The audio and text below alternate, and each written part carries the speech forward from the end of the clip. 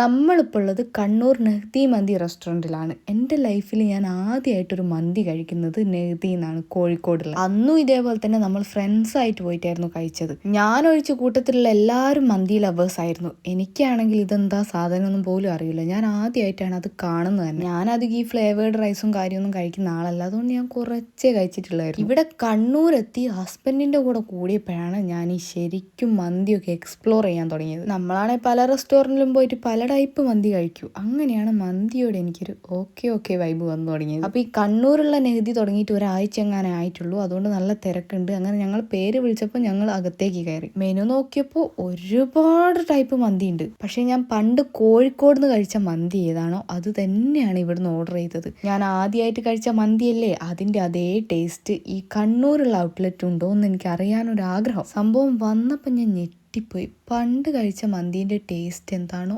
അതേ ടേസ്റ്റ് ഒരു കാര്യത്തിലും മാറ്റമില്ല. 5-6 വർഷമായിട്ട് ഈ ഒരേ ടേസ്റ്റ് എങ്ങനെയാണ് നിലനിർത്തി കൊണ്ടുപോകുന്നതെന്ന് ആലോചിച്ചിട്ട് ഞാൻ അതിശയിച്ചു പോയി. മന്തി ഒതൻറ്റിക് ടേസ്റ്റിൽ കിട്ടണം എന്ന് നിങ്ങൾ ആഗ്രഹിക്കുന്നുണ്ടെങ്കിൽ നെഹ്തി ഒരിക്കലെങ്കിലും ഒന്ന് വിസിറ്റ് ചെയ്ത് നോക്കിയാൽ മതി.